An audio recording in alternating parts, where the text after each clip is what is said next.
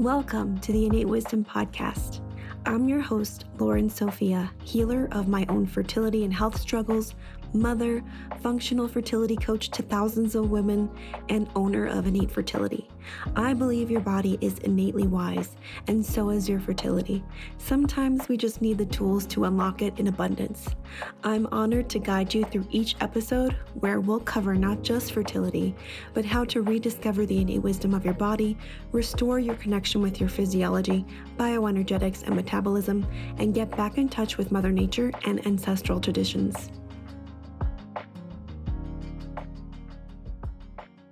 Welcome to the first episode of Season 3 of the Innate Wisdom Podcast. I'm so excited to be back with you. Last season, I was in the midst of growing a little human and relaunching my course, Conscious Conception. You can definitely expect an episode dedicated to my birth story and my postpartum journey so far in due time. In the meantime, though, I'm super grateful to be able to bring you another information-packed season of reconnecting with the innate wisdom of your body. I want to introduce you to Annie Kerchief, who I'm speaking with today on the show. She's best known as mom.mindfully on Instagram. She's a mother of two and an incredibly informed and outspoken advocate for mothers. She's amazing. And in this episode, we're chatting about various pregnancy interventions, which I get asked about all the time. You heard me talk about my own journey with a lot of these interventions in the solo episode last season. Annie's going to help break down what you need to know, including about things like ultrasounds, NIPS testing, amniocentesis, Rhogam, which is a big one, iron testing, glucose tolerance testing, Group B strep, and more. You'll even hear her own story about what it was like to give birth at 42 weeks and 6 days, including what she had to face, as well as her precipitous free birth. Stay tuned because we'll also be talking about navigating these decisions, and I think Annie has a really balanced and real perspective to offer. I hope you enjoy the show. Welcome to another episode of the Innate Wisdom Podcast. Today, I'm welcoming Annie Kerchief with us. Welcome, Annie. I'm so happy to have you here. Hi, Lauren. Thanks for having me. Yeah, thank you so much for being here. I so admire your work and, what you have to say and share with everyone, especially on social media. I've been following you for quite some time now, and I just knew I had to have this conversation with you. And, for those of the audience that are not as familiar with you, would you mind sharing kind of your story and what you're all about? Sure. So I'm a mom of two. My babies are 4 and 18 months now. I stay at home with them. And for the sake of this conversation, it's probably relevant that they were both born at home. My first pregnancy and my interactions with the medical system, I learned that much of what first-time moms are led to believe is not serving them and their babies well, and oftentimes just isn't accurate. And my first birth really lit a fire in me to start having these conversations. When I was 32 weeks pregnant with my first, I switched from my OB's office to a home birth plan. And when I did that, I felt like a huge weight was lifted off my shoulders. I knew that's what was right for me. And that first birth changed everything, like I think it does for a lot of moms. And so I advocate for what's biologically normal between mothers and their babies. And I encourage women to tune in and listen to their intuition, because I think a lot of what we're told during our transition into motherhood conditions us out of listening to that. Mm-hmm. Thank you for that. I think that's so important. And it's so helpful to hear that from other mothers. I feel like there's definitely a lot of sort of practitioners that maybe are on the other side that sort of preach this alternative sort of, I guess, breaking away of the conventional mainstream way of looking at birth and things like that. But hearing it from, someone's actual experience and somebody who's, gone through it and empowered themselves with the information is, I think, so powerful too. And it's really important to hear personal stories as well, which is why I'm excited to talk to you. Yeah, I love hearing from other mothers. I think our stories are really powerful. Our experiences are really powerful. And yeah, I love anecdotes. I love learning from the stories of other mothers and connecting the dots and learning the patterns between those stories. Yeah, absolutely. It's really the thread that weaves and makes it a reality too, I think. So I love that. And I guess this would be a great segue too, because you talked about your births, but would you mind sharing a bit more about your birth stories? And you can choose one, you can cover both, whatever you'd like to share. I'm sure the audience would love to hear it. Yes, so I can give you the shorter version of both of them.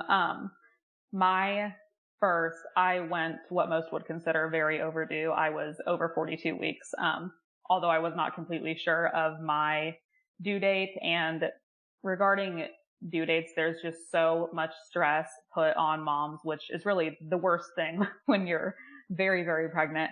I was stressing about my due date so much. And according to them, I was 42 weeks and 6 days when I had my first. So, but he finally came, and my whole labor was a little over 6 hours, and I just took it as it came. My whole reason for researching like just unmedicated birth in the first place, not even home birth, was because I was scared of needles, which might sound silly to some, but I just knew that I didn't want that to be a part of my birth experience. And then I went down a rabbit hole that landed me into having a baby in my bedroom. So my first birth, I used some hypnobirthing and just had headphones in the whole time and was breathing and taking it, moment by moment. And he was a large baby. He was 11.5 pounds. But looking back, I'm so grateful that I didn't have anybody in my first pregnancy getting in my head trying to guess his size, because I didn't have a growth scan. So I wasn't worried like, oh, he's going to be so big, I'm not going to be able to give birth to him. I had no idea. And he was my first baby, so I had nothing to compare him to. He looked small to me.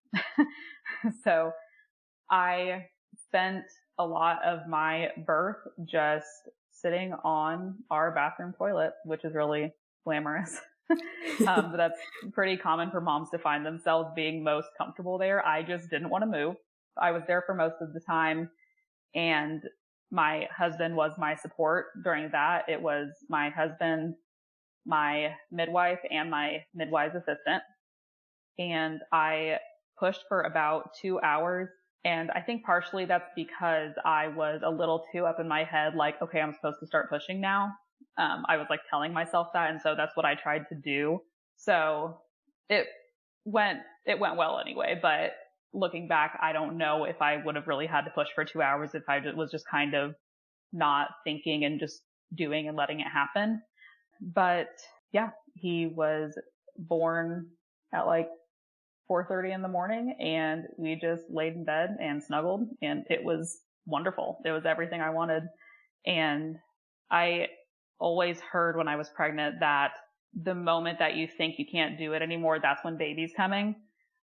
But I never really hit that wall. And I'm only saying that because I want other moms to hear that, is like, they might anticipate labor getting so bad that they have that moment of I can't do this anymore, which you might. But I just never really hit that wall. And I think that's very much a mindset thing of just the only way out is through. So just take it as it comes. And then my babies are 2.5 years apart, almost to the day. So my second is my baby girl, and her birth was what's considered a precipitous labor, a very precipitous labor, which is considered 3 hours or less. But her entire labor was just over an hour and she was born. So I woke up early in the morning and I thought I was just going to ease my way into it, put some music on, wash my face. And I very quickly hit transition. My contractions went from like 7-8 minutes apart to immediately like 2 minutes apart. And my husband was trying to lay our son down in his room on the other side of the house. And I ended up having to yell for him to come back because he didn't realize how quickly things were progressing. So he almost missed his daughter's birth just being on the other side of the house because she came so quickly.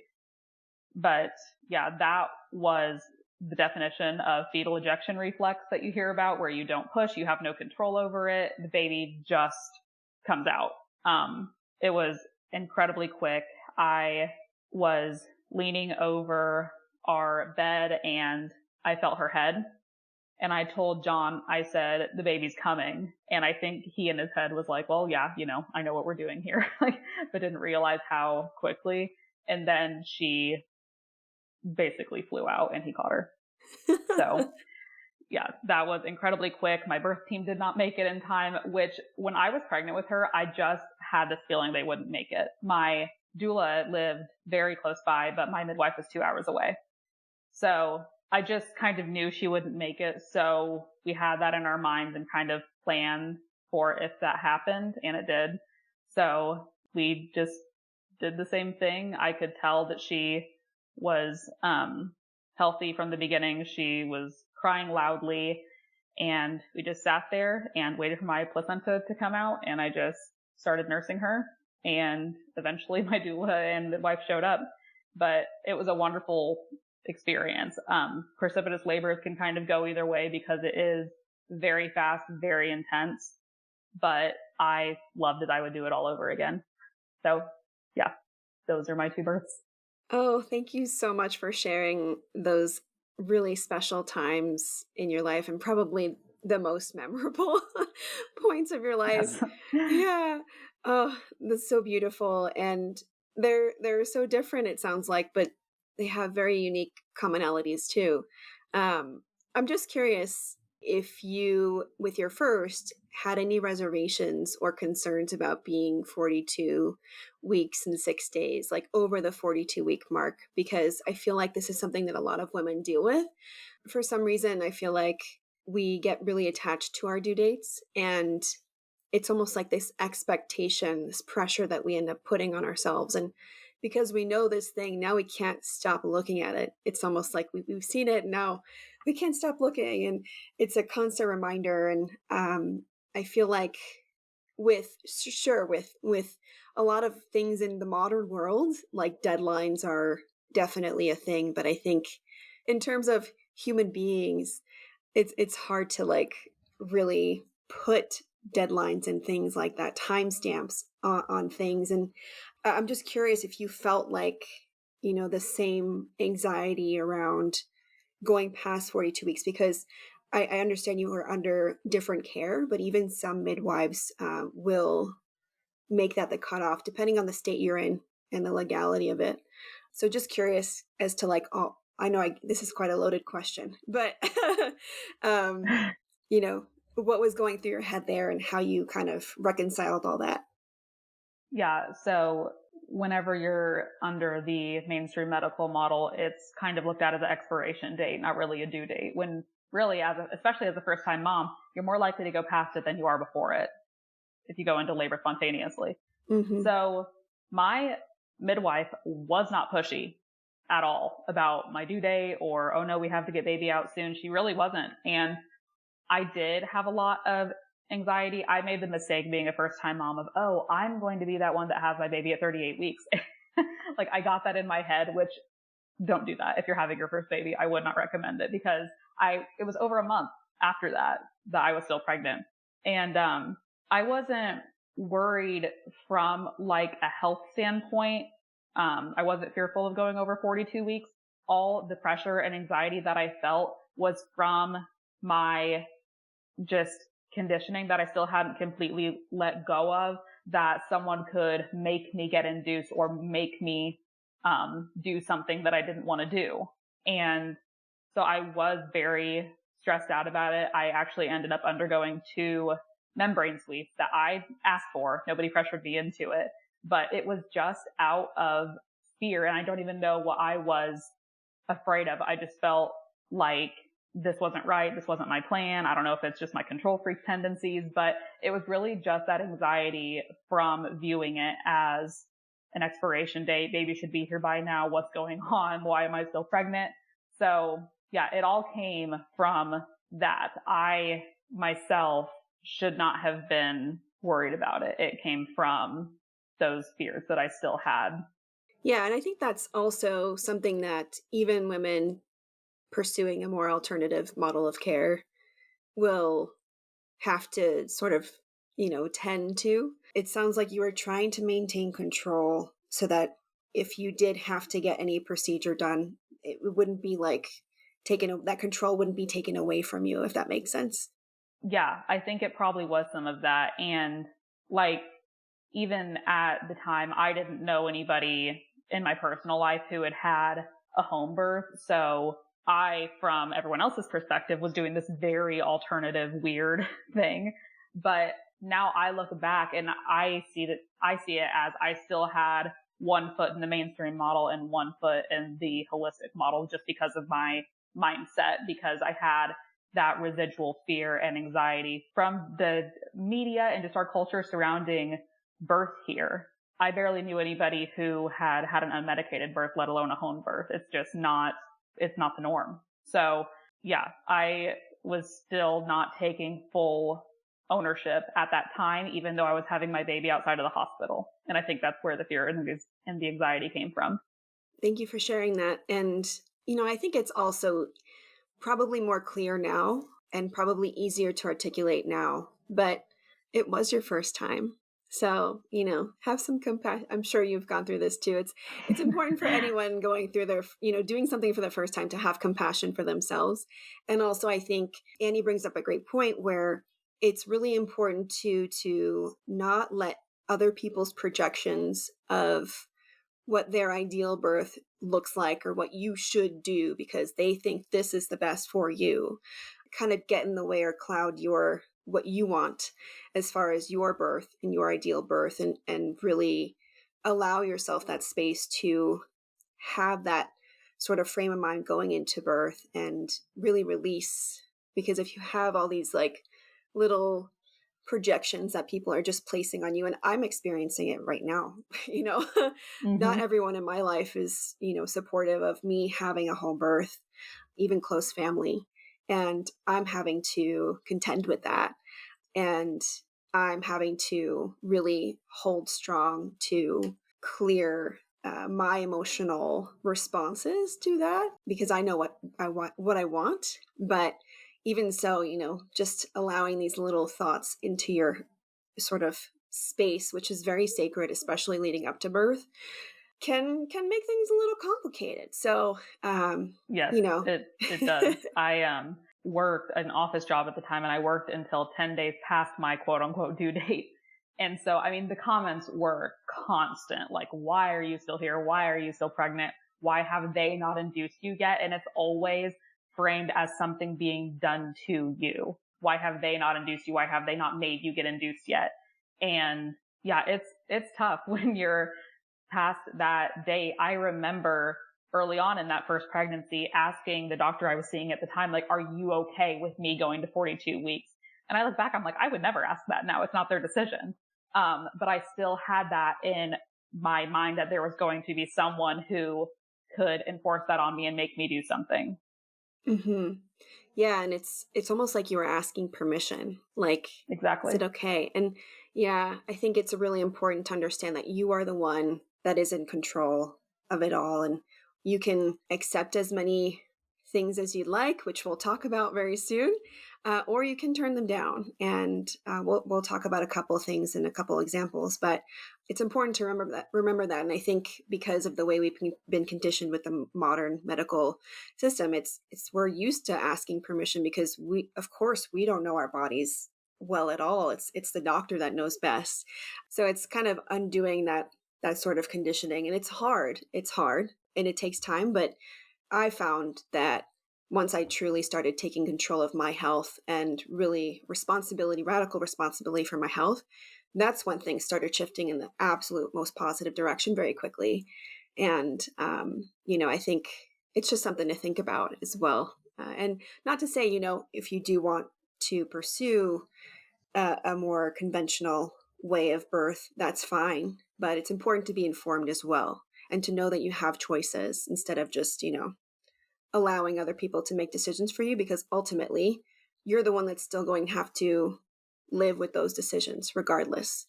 So, Yes, exactly. And that is, I mean, I think you said it all. And those choices are still yours, whatever they look like. Like you said, you are the one who holds those pregnancy and birth experiences with you forever. And I still hear so often, I didn't know I had a choice, because it's not framed that way. by the majority of providers. This is what you do. You are put on an assembly line and this is the way it goes.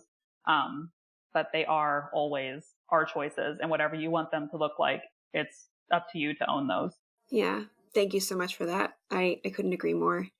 And just a couple more things I wanted to talk about with your birth story. I loved how you said that the moment you think you can't do it anymore, the baby's coming, like you've heard that before from other women, you never hit this wall. And I think that's really inspiring because I feel like there's this sort of perception of birth that it's supposed to be this extremely difficult thing. And yes, a lot of women do have difficult births, long births, but it doesn't have to be something that you have to be scared of or worried about, that you're going to be, hitting this kind of like place where, it sounds like almost internal hell, mental hell. Yeah. But I love that you shared that you didn't experience that. Do you think that had anything to do with the way that you prepared for your pregnancy? Yes, I do think partially. And I think the other part is just a personality thing, like a stubbornness thing. Like, this is what we're doing and that's it. The only way to get to the end is to go through it. And during my birth, like I said, I used some hypnobirthing, but I very quickly realized early in labor that I could not dissociate. I could not escape. It was too intense. And I'm not saying that's what all hypnobirthing is intended to do, but I do think that's often how it's used, is from a place of fear and wanting to escape. And so I realized early on in my labor that that was impossible. So I just went the complete opposite, and I tuned in and got very specific about what I was feeling. And that might sound scarier to some women. I think it just kind of depends on the person. But for me, it helped to name what I was feeling. I'm feeling pressure. I'm feeling tightness. Where specifically am I feeling it? And not just, oh, I'm in this huge generalized pain. That wasn't helpful to me. So I got very specific and tuned into my body. And I think that helped a lot, just as far as my mindset, because if you change from the conventional model to the holistic model of birth, you kind of go from, okay, this is what most births in a hospital look like. And then you can kind of get trapped in the same box in the holistic space of, okay, this is what an out of hospital birth looks like. You're going to have these painful contractions, but you're unmedicated, so just breathe through it, and you're going to feel this ring of fire, and it's going to be awful, and you're going to hit this wall, and you're going to be mad at your husband and saying you can't do it anymore, and don't lay on your back. And there's all these rules specific to like the natural birth community, but really that's just another box, and your birth might not look like that at all. And so I realized that I never really had that point where I felt like I can't do this anymore. And I just think that's important for some women to hear, because your home birth center birth might not look like the women that you read their stories in the Facebook birth group. It could be completely different from theirs too. Yeah, thanks for that. I think that's a really important point, because even with home births, we can go into birth with a lot of expectations that can hold us back. And it sounds like you were able to completely surrender and immerse yourself and also be fluid. You thought it might go this one way, but you quickly changed and realized that wasn't going to work. And you were able to accept that change instead of resist it. And I think that speaks to why you probably had a faster labor than a lot of first time moms, and a very fast second labor, because you were able to make this shift quickly with your whole body. And I think that is really important and speaks to not just being able to have this kind of birth that you went through, but also in life and getting pregnant in the first place too. When it, relates back to just trying to conceive. I think that there's a lot of pressure that we put on ourselves and expectations, and a lot of it, preparing for birth is beautiful. Preparing for conception is beautiful, pregnancy. But if we try to control and force every single aspect, I think there's a saying, what you resist persists. So like if you resist this thing not happening, your expectation not unfolding the way it is, it's going to persist in the way that you don't want it to. And I think that your births are a beautiful example of that, of the opposite happening. Yeah, surrender is the key. And that can be so frustrating when you're a control freak like me. But yeah, that really is the key to it all. And when it was actually my second was a due date baby. And that day before, my husband and I both, we didn't speak about it, but we just kind of knew she would come that night. And it's amazing what happens when you just let go of all the expectations and completely tune in, because we both completely knew and we were right. She came that night. And very quickly, because once I realized I was in labor, the whole mindset was just like, here we go, whatever it looks like, it's going to be what it is, and full surrender. Not saying anybody who does that's going to have hour-long labor, but you never know. No expectations. Yeah, I think that's a good reminder, healthy reminder. Okay, so thank you so much for that, Annie. I loved chatting with you about your births, and thank you so much for sharing something so personal and special. I really appreciate that. Yep, I think we need to talk about it. I think birth stories are important to share. They are. And yeah, I hope this helps someone, if you're listening, hear another perspective, because I think the more birth stories you hear, especially if you're preparing for birth, the more empowered you can become. And not to say, it has to be exactly the same way that Annie experienced it. And if you didn't experience it this way, that means you did something wrong. But it can help to hear other people's perspectives and just stories, and, also help you navigate and kind of make decisions around it too. And speaking of decisions, we kind of alluded to this earlier, but I would love to discuss, we were talking about the choices, being able to choose. And again, like you said, a lot of what's given to us during pregnancy, a lot of the procedures, a lot of the testing, it's framed as not a choice. And I would love to talk about some of these things that we're sort of faced with during pregnancy and really bombarded with, because these decisions can also be really difficult for a lot of women to navigate due to this fear of or pressure from external sort of sources, including their doctor, but also maybe their family and even their partner sometimes. And would you mind speaking to sort of what your experience and what you know about ultrasounds, which are the most common sort of procedure done, or intervention, I should say, done during pregnancy? What are the needs to knows around this? Yes. So what's really important when you're talking about ultrasounds is to discern between what type of ultrasound you're talking about. Are you talking about a diagnostic ultrasound like the 20-week anatomy scan? Or are you talking about a growth scan that might take place in the third trimester where they're trying to guess the size of your baby? Those are two different things. So growth scans are notoriously inaccurate, often off by 2 pounds in either direction. I can't tell you how many moms I've talked to who are told they're going to have a 10-pound baby and their baby is 7 pounds and something ounces. It's so common. So those are not improving outcomes. They are increasing the C-section rate. So your baby's size in the vast majority of cases is not a risk factor, but your provider's bias regarding your baby's size absolutely is. And that can really shift what your birth ends up looking like, is what your provider is expecting out of your baby. So as far as a diagnostic ultrasound, like a 20-week ultrasound, those are on the whole not improving outcomes either. And people don't like to hear that, but that doesn't mean no one has ever benefited from getting one or learned really helpful information that helped them prepare for their baby's birth and the care they would need immediately after. That absolutely happens.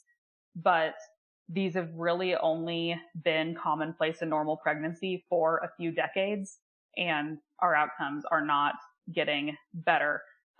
Partially because if you have a pregnancy that does have some kind of structural malformation or congenital disorder, when you break down the data, there's about a 50-50 shot of whether it will get diagnosed or not on an ultrasound. A lot are missed, some are misdiagnosed, or are false positives. So when you group all that together, you lead to a lot of more ultrasounds and more interventions that weren't necessary to begin with because nothing was wrong. And then a lot of things that are missed and there is something wrong, but you didn't know about it. So I think mothers need to decide what their risk tolerance is and which ones they're more comfortable with, because there's really no risk-free option, which I don't mean to sound pessimistic, because it's not. It's just life. There are risks and benefits to all decisions, and I think mothers need to weigh that for themselves and not allow their provider's risk assessment to be projected onto them, because ultimately it's up to you. More information is not always better, especially depending on the validity of that information and whether or not it's actually going to change your plan. I'm the kind of person where if it's very unlikely to change my course of action, I don't need it when I'm pregnant. I don't want it, because it's just more to fill my head and stress about. But some women avoid ultrasounds because of the potential for heating of the tissue, especially if the sonographer is like holding the wand over a certain place for too long. That's the primary concern. And there's not a ton of data on this, unfortunately. I don't think it's something that's been looked at enough. It's just one of those things that got labeled like, yep, it's safe and we're moving on. And a lot of women, when they step out of the medical model, they may buy themselves one of those Dopplers to use at home as an alternative to getting a traditional ultrasound, but those actually heat the tissue more so than a traditional ultrasound machine. So that's just something to know. Not to say that either one should never be used, but we just need to be informed about how often it's appropriate to use them, what circumstances it's appropriate to use them in, and if you want to do it at all, that's your choice. I think that's a really balanced perspective.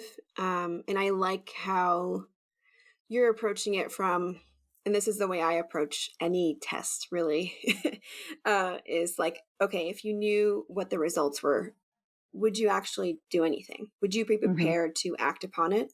Because if not, then, maybe getting this test done, even from a preconception standpoint, like if you're undergoing any of these tests, but you're not willing to make lifestyle changes, or you're not willing to, that morally or your values, this is not going to align with the results, and what you might have to do might not align with your values and morals, then why get it done anyway? So I think that is a really healthy perspective, but you might be somebody that wants to know and might act upon it too. I think there are some really great points. So I've had people in my life, so a distant sort of, well, a friend of our family's, her niece, for example, she went for her 20-week scan and found that her daughter had amniotic band syndrome. So her daughter would be born with no hand, actually. That's where it cut off. And amniotic band syndrome, you can Google it, but essentially it's the amniotic sac grows in a way that sort of prevents your baby from fully forming properly. And so they may be dealing with some disabilities when they come out of the womb and in life. And so that was helpful for her because she was able to prepare to have to prepare and support her daughter with her disability. But I've had the opposite happen where, one of my students, for example, she felt pressured to get an ultrasound at 20 weeks from her midwife. And this is a whole other story because she wouldn't have chosen this midwife. She had just moved to a new country, and this is the way that the healthcare system operated. So she wasn't able to have as much choice as far as, even midwifery. And I think it's important to also acknowledge the differences within countries. Here in the United States, you can choose to go to an OBGYN, you can choose a midwife. But for some countries where the medical system is more socialized, you kind of get assigned people. So, she had something come up, the ultrasound tech thought she saw a cord insertion issue. And then this completely stressed her out and her care team out, and kind of led her to more interventions and more monitoring. And then when the baby was born, it was nowhere to be found. And so this sort of misdiagnosis is very real. Even my cousin, for example, she thought she was going to have a second boy, and she, goes by all the conventional medical systems wishes and wants. And she got the 20-week scan. She was preparing to have another boy, and the baby gets here and it's a girl. Surprise. And so, I think that just goes to show, even with all the testing that we can do today, like, it can still be wrong. And I think what you said about also the ultrasound technology as well is important to know. It can heat up the tissues. That's really the primary concern. And if they're also offering these like 3D and 4D ultrasound scans now, and these are kind of different from sort of like the diagnostic ones. They're actually, I think they're more so to like have keepsakes almost. Yes. And the thing about these is that usually they're using the wand longer, and so the tissues can heat up longer. And you may be getting this ultrasound from a place where they aren't necessarily super trained on giving ultrasounds in the best, most safe way possible. It's not like, your sonographer. It is probably somebody else. And the heating can also potentially create bubbles in the blood, which is a concern. And yeah, the Doppler even, a lot of these technologies that we commonly rely on, even in the alternative sort of birth space, they haven't been studied for very long. And my midwife is very cautious about using the Doppler on me because she's like, we don't know. We don't know as much as we should. And it's hard to say. So, if you are thinking about getting a Doppler to have at home, that's something to also think about. So I think, again, as Annie said, it's really comes down to what you are willing to, what you want to experience, and just knowing and being informed that all this information is not necessarily going to yield better outcomes. We have one of the highest maternal death rates in the most developed countries, and that says something. So the outcomes aren't necessarily better, but what will you do with that information? And I think that's the most important question to ask yourself. Yeah, there are those like boutique ultrasound places are becoming a lot more popular. And what's interesting is the FDA says, ultrasounds are safe. They're great. You should definitely get them when you're pregnant. But, just in case, you definitely shouldn't do 3D or 4D imaging just for the sake of having a keepsake. It's like, is it perfectly safe or not? So the problem is we don't know. So my second pregnancy, I opted to not have any ultrasound or Doppler usage. And my midwife used a fetoscope on me, but with a fetoscope, you cannot hear the heartbeat as early on as you can with an ultrasound. So I did not hear her heartbeat until I think at the very beginning of my third trimester. And I didn't feel her kick until the day I was 20 weeks. And not having had any ultrasound up until that point, that was a very intense, meaningful moment that I remember distinctly. I did not remember it as well with my first, because I was, having the Doppler at every OB visit and things like that. But when I felt those kicks with my second and I hadn't had any ultrasound or Doppler at all, that was very emotional and really cool, and just allowing my body to give me that reassurance that she was there. Because pregnancy is weird. You get in your head, you're like, am I even pregnant? Whenever you don't have all these tests done. But yeah, it's just very different going through pregnancy without it. But I've also heard from women who didn't plan on having any ultrasounds. They got this feeling in their pregnancy like they should, even though that completely wasn't their intention. They didn't want it. Their intuition was just telling them, you should have somebody take a look, and they found something. So it always amazes me what our intuition can tell us when we're willing to listen. I think those stories are incredible. So there is definitely a time and a place, and I think the mother needs to be trusted in those decisions. Hey, it's Lauren. Did you experience a pregnancy complication with your last pregnancy? Have you been told you'll probably have this issue during pregnancy since your mother or sister experienced it, like preeclampsia, gestational diabetes, hyperemesis gravidarum, group B strep, morning sickness, and others? While nothing is 100% preventable, and anyone who tells you differently would be lying, There are definitely risk factors that come with all pregnancy complications that you can address before pregnancy for the most part. And my goal is to always help you stack the cards in your favor so that you can minimize the risk from them happening.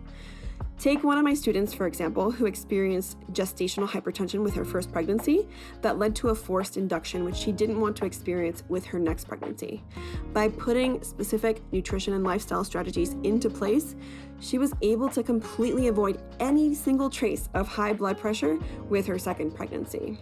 And my other student, who dealt with morning sickness with her first and second pregnancies, but by implementing my prenatal strategy, was able to completely avoid it with her third.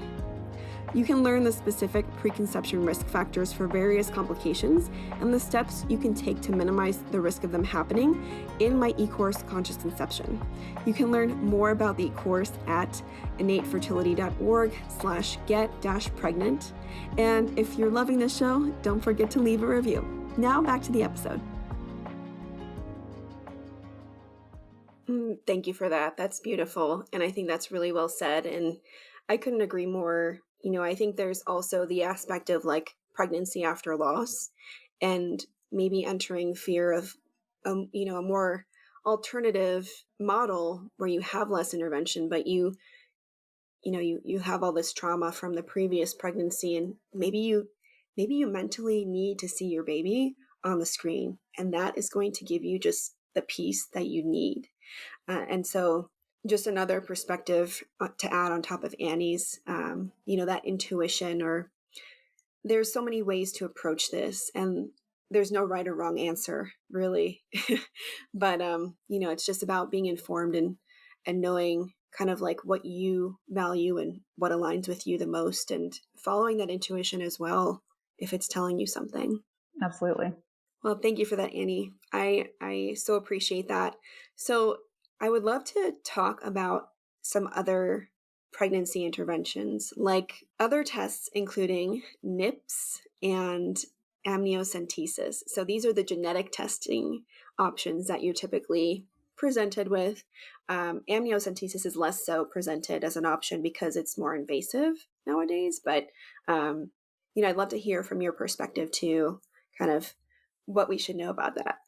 Yes, so the NIPS, or blood testing, is often covered by insurance. So I think a lot of women, even their providers, are under the impression that it is this legitimate, perfect science, FDA approved thing, and it's actually not any of those things.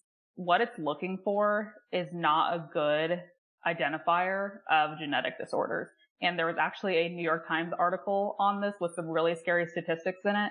So basically, for every 15 times that testing properly or accurately identifies a disorder, it is wrong 85 times. So the false positive rate is incredibly high. And if you come back negative for your baby having any of those disorders, maybe that could give you some peace of mind. But if they come back positive for something, it's actually more likely that it's wrong than that it's right. So I think it's relatively effective at identifying Down syndrome, but for the more rare disorders, what's called the positive predictive value is somewhere between 2 and 30%. So basically for every 10 positive results, at least 7 of them are wrong. Between 7 and 10, they could all be wrong. So it's just, there are some very big decisions made off of these blood tests, and it absolutely shouldn't be. If there is a positive result, you can be referred for amniocentesis, which does carry a small risk of miscarriage, but it is infinitely more accurate at identifying these.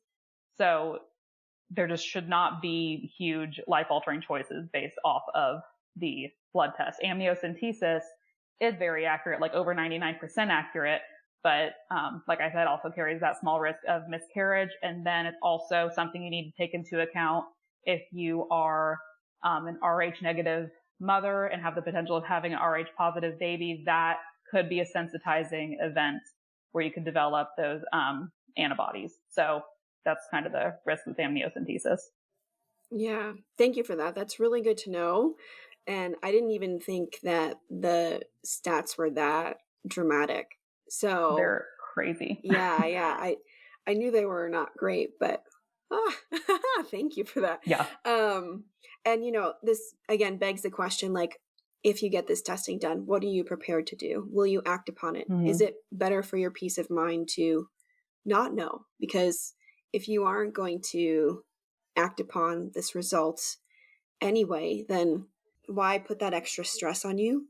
But again, it's something that you have to also talk about with your partner as well. And usually they're involved in the decision making process as far as that goes.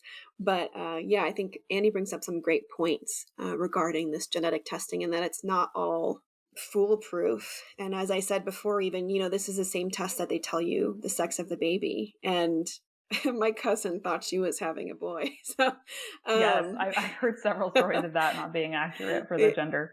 yeah.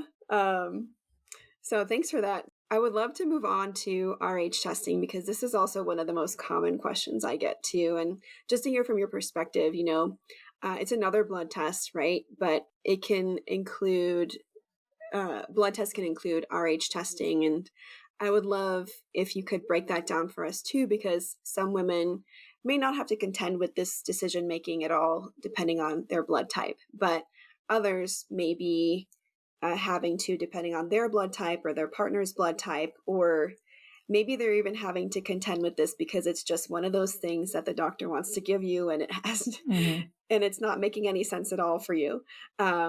So yeah, could you share more about that? Yes. So the Rhogam injection, or if you're in another country, it's probably called anti-D. They're the same thing. So I am Rh positive, so I didn't have to face this choice myself, but I find the concept of Rhogam really interesting because it's really the only medication that is given for the sake of someone who is not presently there. It is not given for the health of the mother or of the child she's carrying. It is given for the potential benefit of a potential future Rh positive baby. So the Rh factor, you don't really have to think about it if you're Rh positive, but there can be issues if you are an Rh negative woman carrying an Rh positive baby. But that is not a possibility if your partner is also Rh negative. Two Rh negative people cannot make an Rh positive baby. So it's become one of those medications that is just like, okay, we know it works, we know it's effective, we know it prevents this, so let's just give it to everybody who falls into this category. But there's actually a lot of different factors that can raise your risk or determine that you have no risk at all of becoming sensitized. So your partner's blood type is one factor, and I don't think they're routinely looking at the partner's blood type. But if you know, or if you can just have your partner go give blood and find out what their blood type is, that could completely alleviate any need to even think about this. Because if you're both Rh negative, you can't have an Rh positive baby. It's that simple. But even if you are carrying an Rh positive baby, the likelihood of becoming sensitized is relatively low. Unfortunately, this is something they kind of stopped looking at like decades ago. We don't have really clear-cut evidence on what the most common sensitizing events are. We can assume it's, pregnancy and birth interventions, anything that could cause a little bit of blood from the placenta to go into mom's bloodstream. But they used to, I believe, just give it if there was some sort of physically traumatic event during pregnancy, a car wreck or something like that. They could give it just in case within a few days of that event to prevent the mom from becoming sensitized. Or if there was a potential sensitizing event during birth, they would give it within 72 hours of birth. Now I believe they recommend to give it at one point during pregnancy, maybe in the third trimester and after birth. But this is without knowing if there's any sensitizing event or if there's any risk factors. So that's just some things to take into account.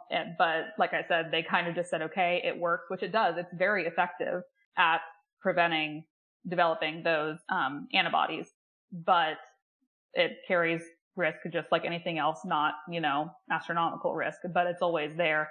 And it could be a completely needless intervention if you're trying to avoid medical interventions that you don't need. So yeah, if the father is Rh negative, it's not something you have to really think about. Also, if you're not having any future babies, obviously this can change and things do happen.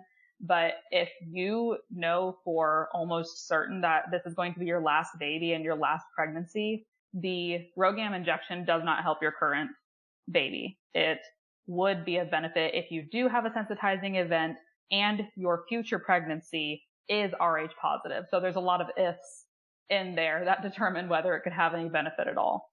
Thank you for covering that. I have come to a lot of the same conclusions.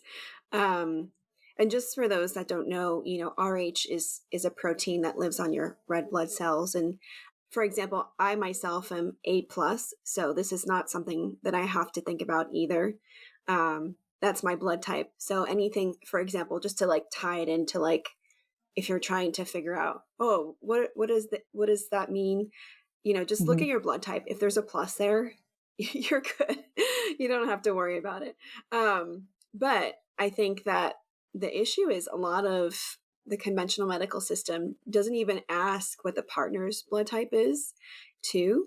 And so, I have had so many couples or, mothers from couples that are negative and their partners are negative coming to me saying, I was offered it regardless.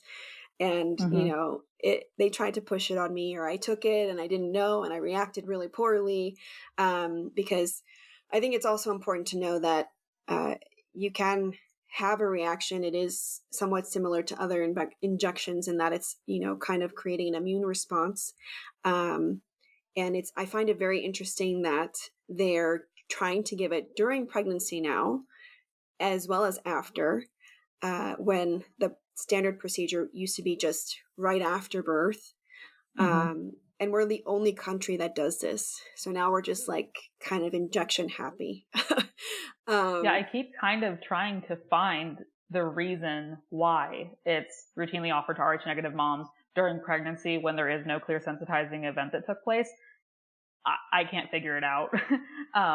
And it's also worth noting that it is a blood product, which some people just on that grounds are going to be a little more skeptical of it.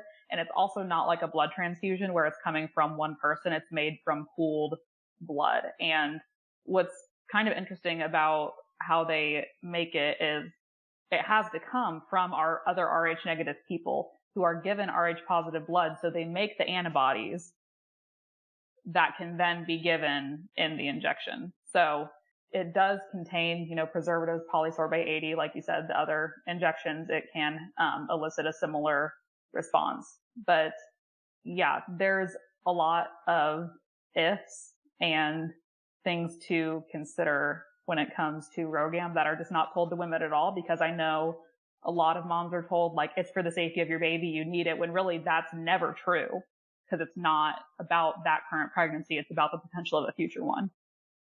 Yep, it's about the next one. And the concern around that too is, also Rus's disease, which has a range or spectrum of issues. It can be as, I don't want to say benign, but as mild as jaundice to sometimes fetal death. So I think that's important to know. It's trying to prevent this Rus's disease, or at least in part, so that when your next baby's born, they don't have to experience this, or you don't have to go through this. And I think it's also important to look up what Rus's disease is and kind of get informed on what you're comfortable with there too. But thanks for breaking that down, because I think that it's just one of these decisions that a lot of women are kind of spiral with.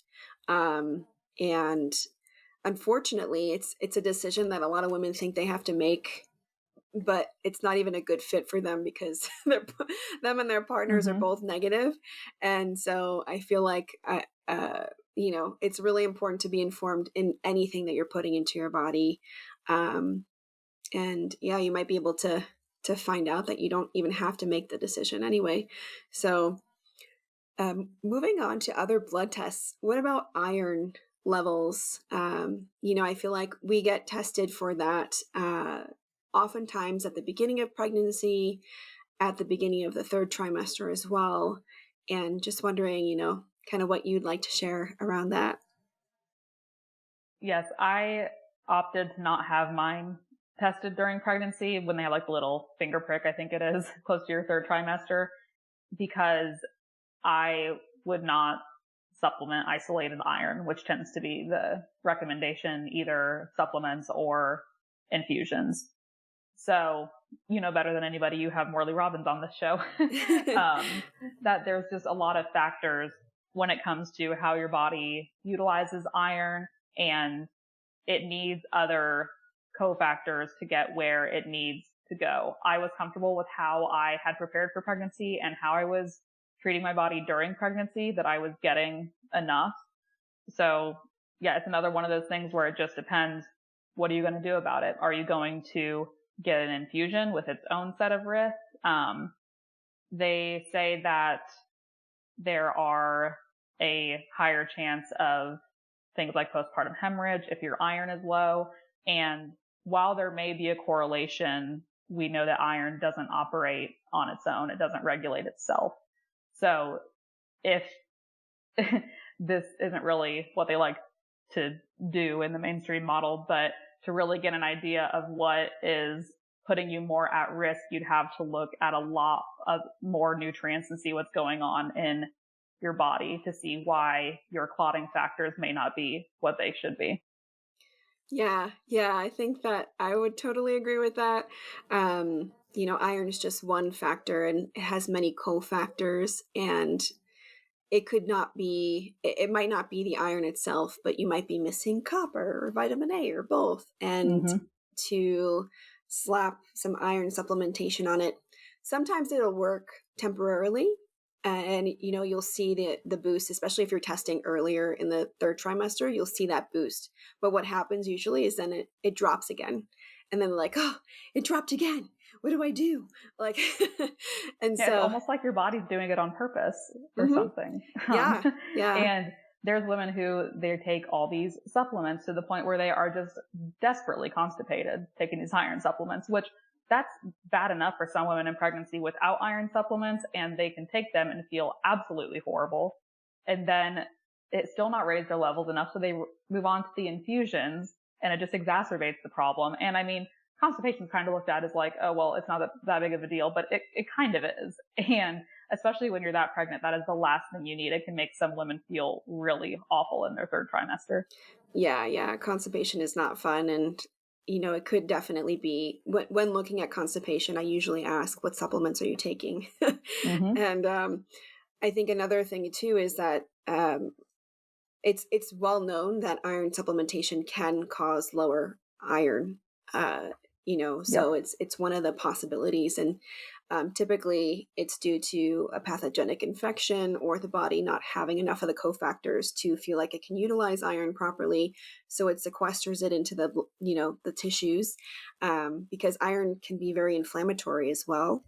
And another thing too is that there is the risk of anaphylaxis with iron infusions.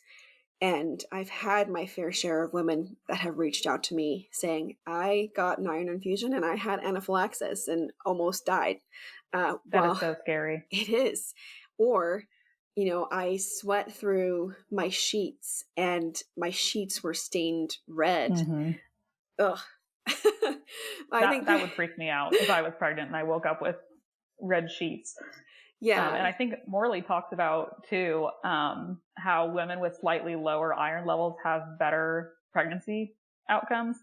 I think he said that as well. And I can't remember the whole reason behind it, but it's fascinating. Everything that is told to women about iron during pregnancy is just part of it's backwards. And then the rest of it just doesn't take root cause into account at all, because low iron is not a root cause of dysfunction.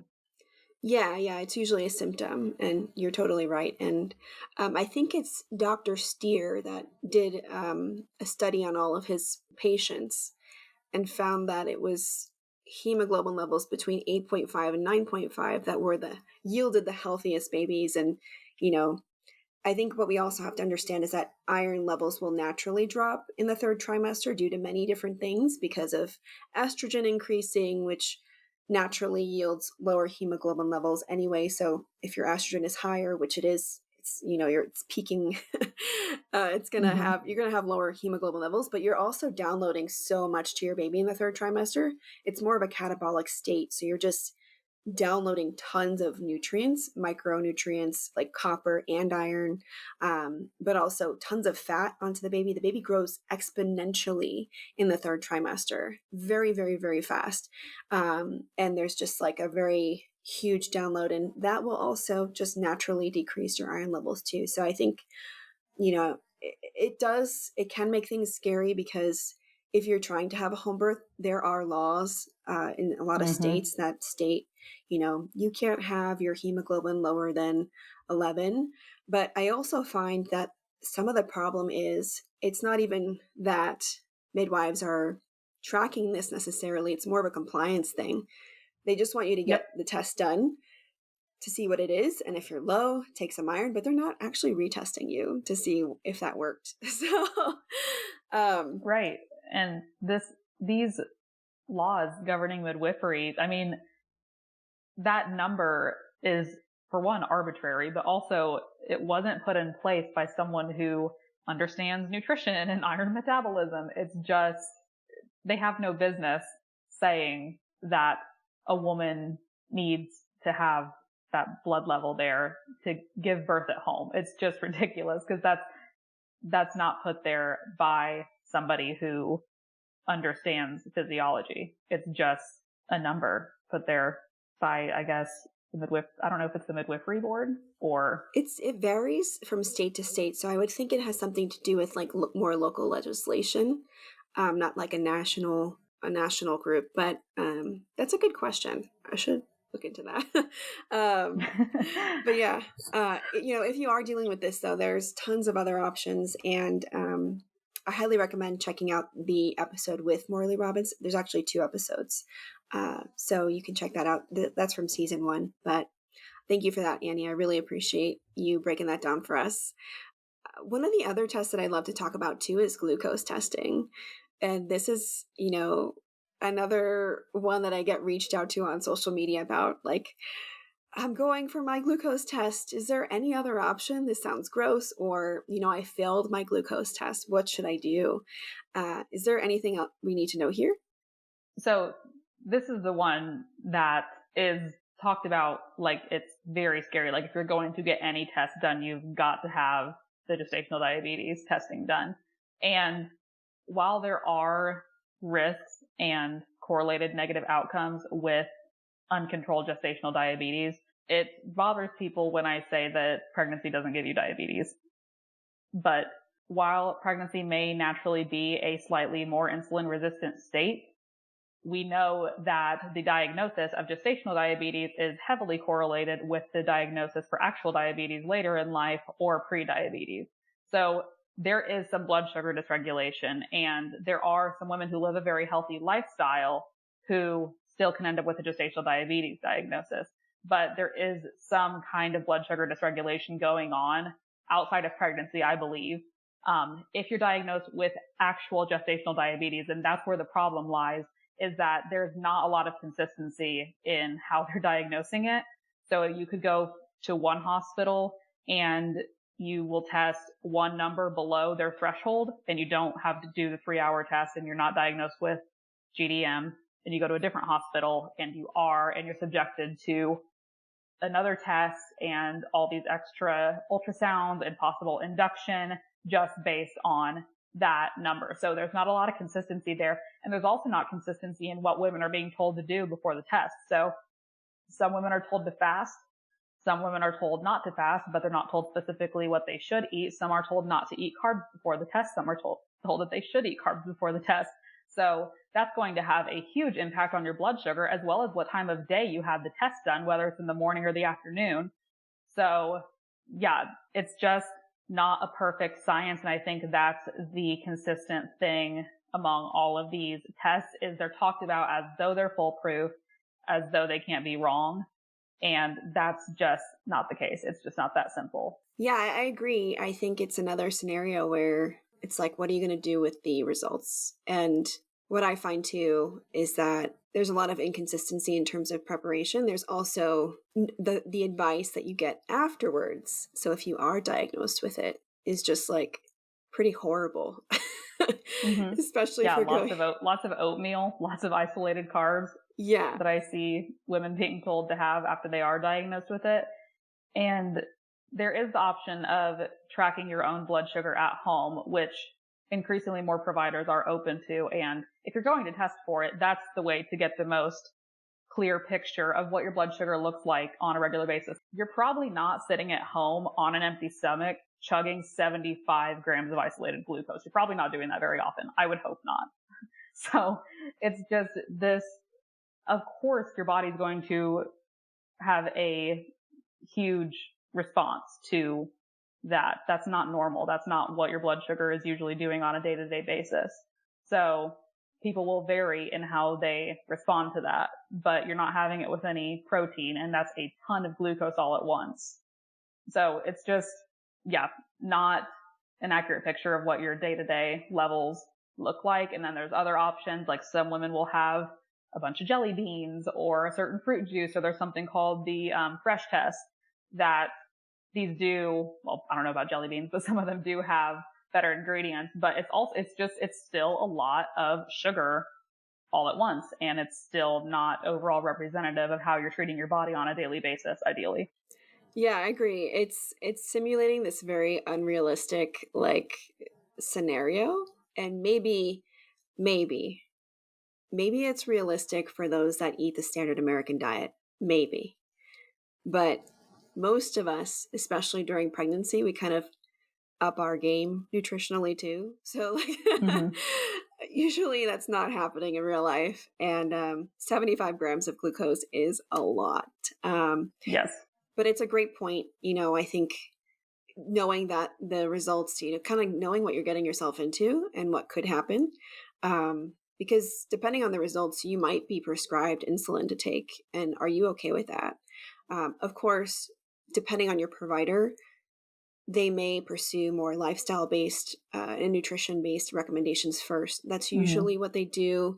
But those recommendations are probably not going to be great either, especially if they're coming Yeah. from the conventional model, because Yeah. What advice are you being given to it's fix it? yeah, it's usually the standard American diet. So just know that you might have to look at other alternative things if you are pursuing this more conventional model of care. And the alternative side, midwives will usually be okay with you taking a fresh test. They will usually also be okay with you doing a couple of days of continuous glucose monitoring so that you get an average of your blood sugar after meals. There's also another option too that might be provided depending on the midwife, and that's eating a meal with 75 grams of carbs. But in Mm-hmm. this meal, you also get to have protein and fat, and you can vary the kinds of carbs that you're eating. So, not just glucose, but fructose. So, I think, you know, knowing that there are other options, even if you're not offered these options and you still want to get this test done, you can advocate for yourself. And hopefully, the provider that you're working with will be amenable to that, because they should be working with you, not against you.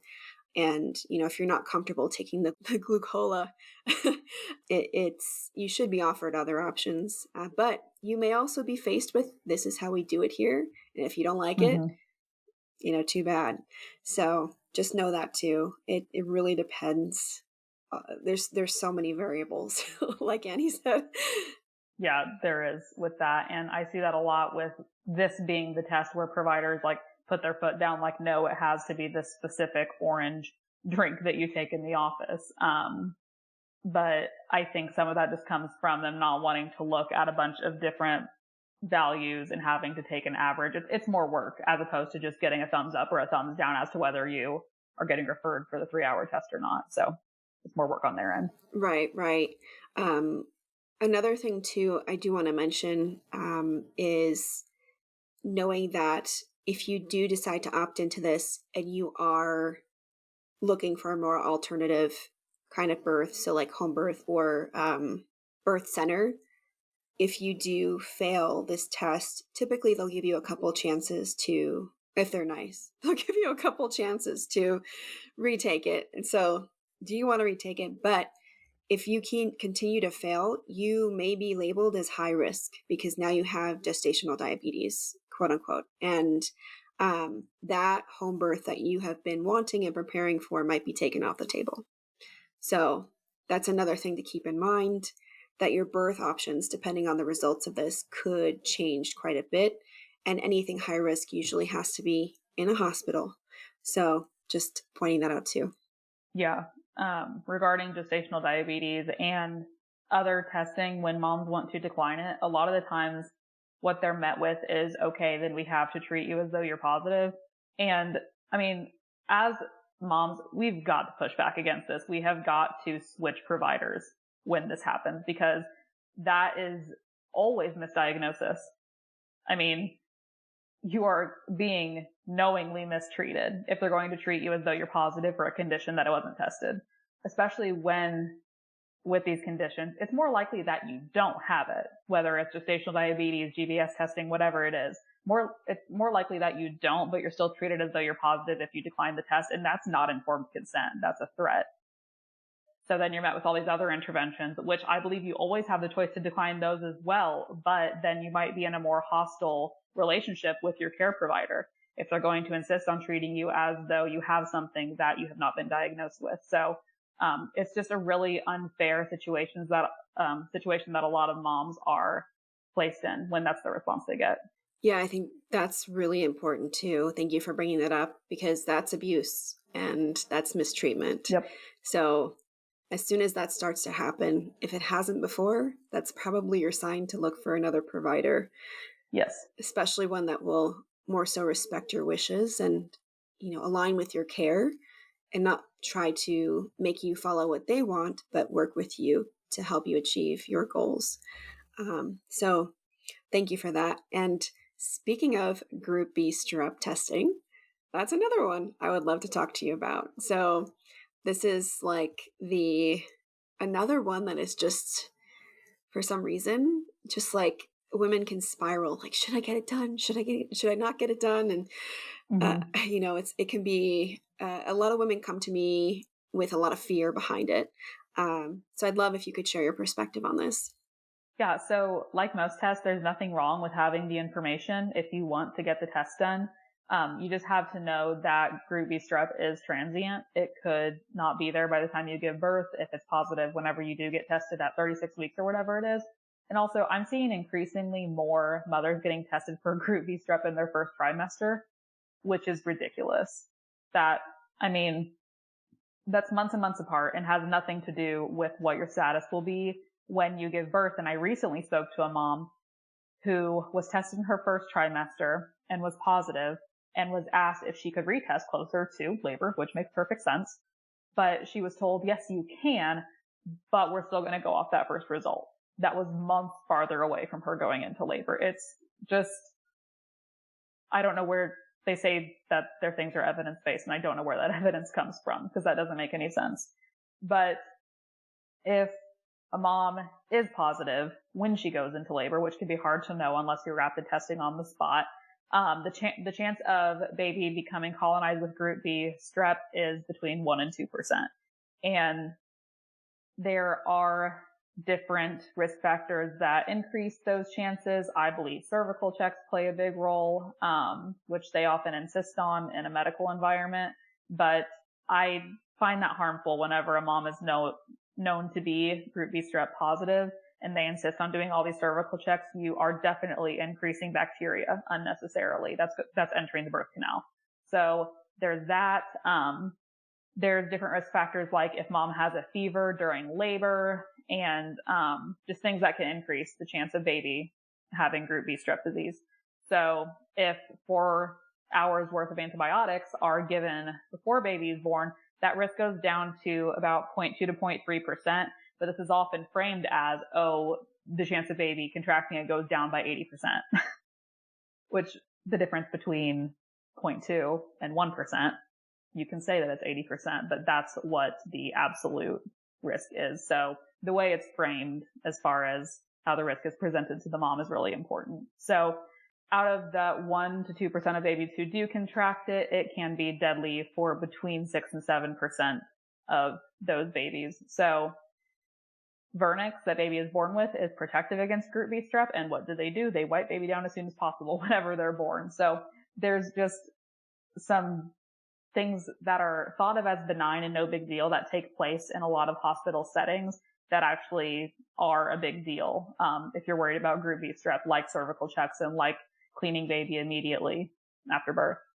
Yeah, I think it's not quite as simple as like positive or negative. I think there's a lot more to the picture, like you're saying, and it's one of those things again that you have to contend with. If you do find out that you are, what are you going to do about it? Because usually you're presented with an IV antibiotic during labor. That's usually the solution. And so, are you comfortable with that, knowing that during birth you are passing down your microbiome to your baby, Mm-hmm. and how it sets their microbiome up for the rest of their life? And antibiotics could really diminish that and alter that microbiome. We are meant to have group B strep, just not quite as high as I think this is a threshold that they test for. So it is a naturally occurring microbe that we have.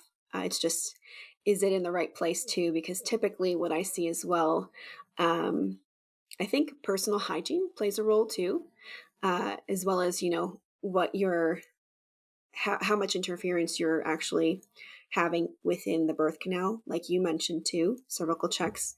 Are you wiping the right way? That's a huge thing. Somehow this bacteria that's supposed to be, more so in the anal area is now in the vaginal area, in a more populous number. And so why is that happening? And so just looking at, naturally, hygiene comes to mind first thing. And are we wiping in the right way? Are we, wearing clothes for too long? Are we wearing the right kind of underwear? Are we washing our hands before we, touch anything down there? What kinds of other interventions are we agreeing to in a hospital setting? This is very common for it, bacteria to get passed from one patient to another. That happens a lot more than people think. And so, making sure that whoever's working on you has clean hands is really important. And then gut health is also super important. Your gut is very close to your reproductive organs and can influence your vaginal microbiome quite a bit. So is it more of a gut issue? Are you pooping every day? What are you eating? So there's so many things to think about, but I think it's just another one of those things that you also have to kind of reconcile. Okay, if I do find out that I am positive, what are my next steps? Would I be comfortable with all the options that I have? And if you're not comfortable with taking antibiotics during labor, then you know your answer. Or if the thought of losing your baby is based on that small percentage is the issue, then, and that's what matters the most, then also consider that. But there are also other natural alternatives too to addressing group B strep. So it's not like you have to get the antibiotics, but depending on your provider, you might be influenced or given only a couple options. It's another one of those things where, depending on the care and setting you're in, you might have one option, or you might have, if you're working with a midwife, she might offer herbal options or other options that you can utilize to address the group B strep. So again, it's kind of a more complex decision than you might think. Yes, it's not so black and white. And another thing to take into account is if your provider's plan is, you're positive, so automatically we want to give you antibiotics. If you're wanting an unmedicated or low intervention birth, you have to remember they're going to want you there as early in labor as possible, because they want to give you antibiotics for 4 hours, multiple rounds of them. So you need to take that into account as well, because the earlier you are there in labor, the more time there is for intervention, the more likely you are to hear, oh, you're not progressing fast enough, things like that. So you have to take your intentions for your birth into consideration as well. when you think about how you want to handle the group B strep situation. And if you want to have the information just so you know that it's a possibility, or to try and treat it and reverse your status before giving birth, that's completely fine. And you can always take the expectant management approach if you know that it is present, and just keep an eye on baby. And obviously you would get the medical attention if any symptoms arose. Mm-hmm. That's very well said. Thanks for bringing that up. All right, Annie, this has been a really amazing conversation, and I hope that the audience has, I'm sure they have, because these are just so many of the questions that I get all the time, and I just so appreciate you sharing your perspective, your well-informed perspective too. And so thank you for being here.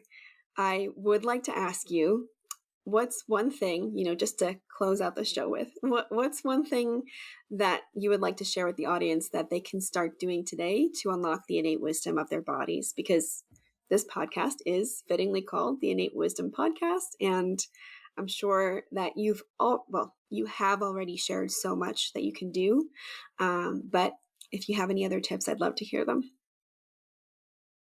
I think it can be really helpful to form a habit of allowing yourself a moment to pause when you're faced with a decision or with a choice, because especially if you grew up being kind of a people pleaser, which a lot of us women are, you probably don't like conflict, and you probably are used to giving the person in front of you what they want to hear as quickly as possible to avoid that conflict. But if you have been suppressing the language of your body for a long time, you're probably not giving yourself the time to hear it. Because if you give yourself a moment, you might hear, oh, I'm unsure about this, I'm not comfortable with this, or maybe, absolutely, this is a full body yes. But you need to allow yourself that moment to listen to your gut. And there's very rarely any harm in saying, let me think about that for a minute or for a few days. But just allowing yourself that pause shows self-respect and helps build self-trust, so you can start listening to that language of your body again.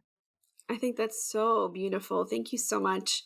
And what a great reminder, because especially during pregnancy, we might feel like we have to make these decisions very rapidly. But giving yourself that time to really think about things and to feel how your body's responding to the question being asked, and to follow that intuition, can make a world of a difference, and will be even more important once your baby's here and you have to make decisions on their behalf. And so thank you for that. I couldn't have said it better. Yes, your intuition is a muscle, and preconception and pregnancy is a great time to practice boundary setting and exercising those mama bear instincts, because there will be times after, your baby's here that you have to defend them and set boundaries in ways that make other people uncomfortable. So it's best to become comfortable with that before baby arrives. Amazing. Absolutely. Okay, Annie. Well, how can people find you and support you? The easiest way to find me is on my Instagram at mom.mindfully. That's where I'm most accessible, and I'm usually talking about things like this. Thank you so much. Yes, absolutely. Go follow her if you don't already. I love your page, and I'm always, Thank you. I always appreciate everything that you share. So thanks so much for everything that you do for mothers out there. And thank you for being here today, Annie. Thank you, Lauren. You've inspired me so much, and I'm so honored to be here. Thank you. Thank you. Likewise. Thank you so much for listening to the Innate Wisdom Podcast. If you enjoyed today's episode, please leave us a review and share the podcast with someone who you think might benefit. If you're new here, we can't recommend enough that you take advantage of my free resources, like the Get Pregnant Yesterday checklist, Cycle Literacy Guide, Prenatal Primer, and Sperm Booster Manual. And if you're trying to conceive now or in the near future, I invite you to join my pregnancy prep e-course, Conscious Inception. Make sure to follow me on Instagram too, at innate_fertility, and consider joining my newsletter to receive exclusive content related to fertility and so much more. A friendly reminder, the content shared on this podcast is for informational purposes only and should not be a substitute for the advice provided by your doctor or other healthcare professional. It is not intended to be, nor does it constitute healthcare or medical advice.